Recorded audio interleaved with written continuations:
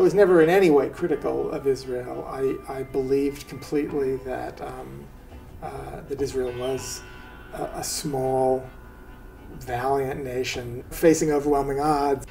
I am not an activist, and I'm not an academic. I went largely without having a strong opinion, one way or the other.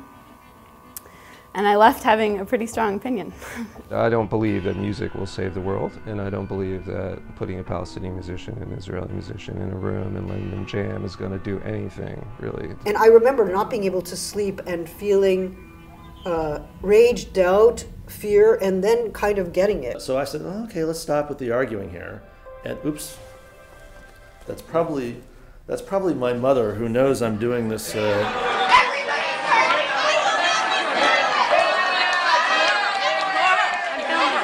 What can I say? Some of my best friends are Zionists.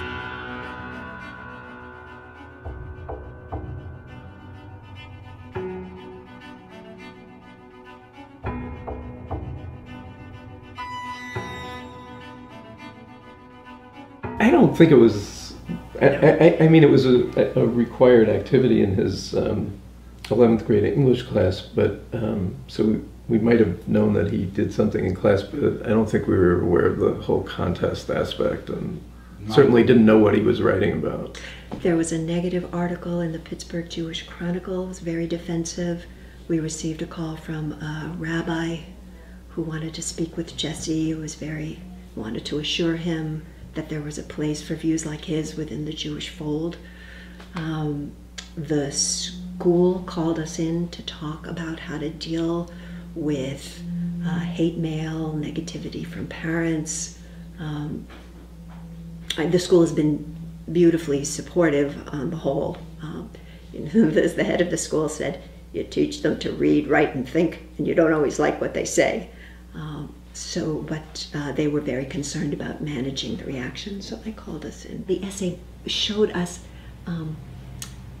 how the difference in generational attitudes towards Israel, because for my parents' generation, Israel is the refuge from the Holocaust, and it's so sacred in that way. And for people my age and older, Israel was the socialist utopia, you know, where you go to spend your summers working on the kibbutz and connect with the land, and you do folk dances under the moon. And then to realize that it meant something completely different to Jesse's generation was a real eye-opener. When our school was asked to enter into this essay contest, and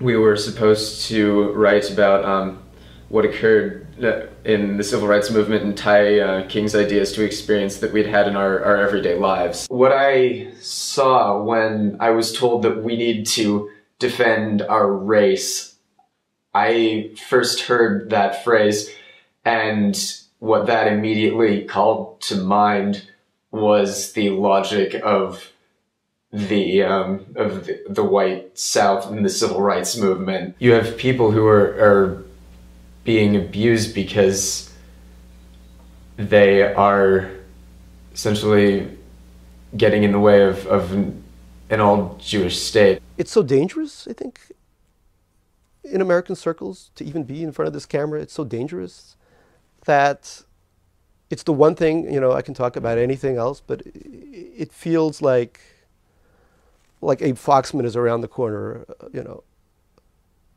and that something bad will happen to me. I brought some of Edward Said's home to my mother, who's a relatively intelligent and well-read person, and she became so angry at me that I remember her lifting up the dinner table where we are and throwing it against the wall. At which point I realized it wasn't going to be a conversation we were going to be able to have very easily. My wife says, "Your film is very important, my dear, but family is more important. Do not put your brother on camera. Do not put your mother on camera. You can talk about how complicated it is, but don't actually endanger the loving relations you have with your family." And finally, that's what I decided.